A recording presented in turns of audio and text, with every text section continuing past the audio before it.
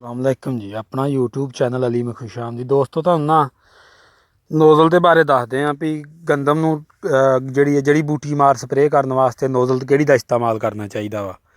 ਕਈ ਦੋਸਤ ਦਵਾਈ ਬਹੁਤ ਅੱਛੀ ਕੰਪਨੀਆਂ ਦੀ ਲੈ ਆਉਂਦੇ ਆ, ਬਹੁਤ ਵਧੀਆ ਦਵਾਈ ਲੈ ਆਉਂਦੇ ਆ ਤੇ ਸਿਰਫ ਨੋਜ਼ਲ ਤੋਂ ਆਣ ਕੇ ਜਿਹੜਾ ਵਾ ਉਹ ਕੰਮ ਖਰਾਬ ਕਰ ਜਾਂਦੇ ਆ ਤੇ ਮੁੜ ਕੇ ਦਵਾਈ ਜਿਹੜਾ ਪੂਰਾ ਰਿਜ਼ਲਟ ਨਹੀਂ ਦਿੰਦੀ ਤੇ ਮੁੜ ਕੇ ਕੰਪਨੀ ਵਾਲਿਆਂ ਨੂੰ ਕਹਿਣ ਲੱਗ ਪੈਂਦੇ ਵੀ ਦਵਾਈ ਨੇ ਅਸਰ ਨਹੀਂ ਕੀਤਾ। ਆਹ ਦੇਖੋ ਦੋਸਤੋ, आ नोजल इस्तेमाल करनी चाहिए है गंद वास्ते। जड़ी बूटियां मार स्प्रे करने वास्ते इस नोजल का इस्तेमाल करो तो जो रिजल्ट बहुत अच्छा आएगा। तो इस नोजल नू इस तरह आ देखो इस तरह नहीं करते जाना, इनू बिल्कुल इस तरह करके ये टक सीधा रख के तो सीधे तुरे जाना वा, फिर सीधे वापस आना तो देख लेना किन्नी की जगह कवर करती जान रही आ। फिर दूसरी जी परात लियानी नाल बिल्कुल जोड़ के लियानी ताकि कोई पाड़ा भी ना रहे। तो अगर तुहाडे कोल पंप चार्जिंग वाला वा 20 लीटर वाला वा तो वो 5 टैंकियां फी एकड़ करो। तो अगर तुहाडे कोल जनरेटर वाला पंप आ जिस तरह का मेरे कोल आ, ये अंदर 25 लीटर पानी पैंदा।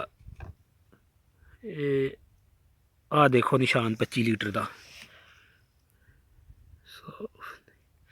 आ देखो 25 लीटर का निशान, आ ये 20 लीटर का निशान। अगर 20 लीटर पानी पा करना तो 5 टैंकियां फी एकड़ करो। अगर इस तरह की टैंकी है तो वो 4 टैंकियां करो 25-25 लीटर दी। 100 लीटर पानी के अंदर जो 1 एकड़ नू दवाई करो, फिर ये बहुत अच्छे रिजल्ट आउणगे दवाई दे। दवाई बेशक दवाई भावें माड़ी कंपनी की भी होवे तो भी रिजल्ट पूरे आउणगे, क्योंकि जिहड़ियां जड़ी बूटी मार स्प्रे आ ये तकरीबन हर कंपनी की जी पूरा असर कर जाती आ। तो जे अगर कोई अच्छी कंपनी की लैके करो इस्तेमाल तो वो ये होगा भी गंदम नहीं रुकेगी। तो उम्मीद करते हैं तुहानूं वीडियो बहुत चंगी लगे। कणक नूं लगे स्प्रे करन तो कणक जी इस स्टेज पर आ गई आ। एक ही पानी लगा सी कणक नूं, उत्तों पै गई बारिश तो स्प्रे लेट हो गई। तो हुण गंदम जी इस स्टेज पर आ चुकी आ। तो अज लगे स्प्रे करन तो तुहानूं दिखालदे किहड़ी स्प्रे करन लगे आ।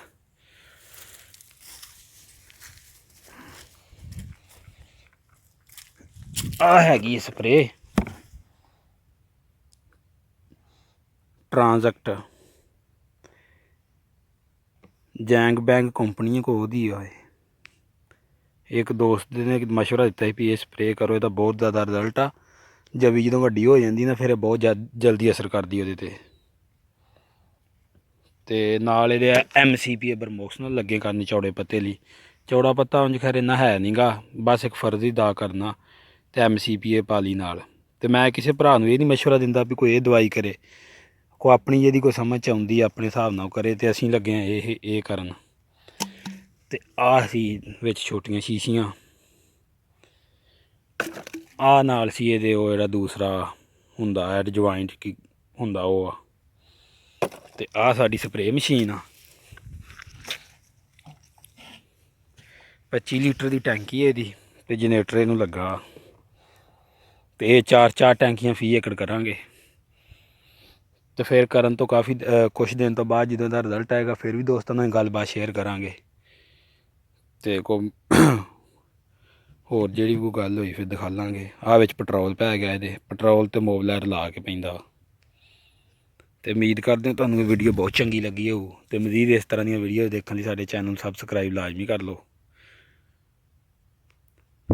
ओके जी।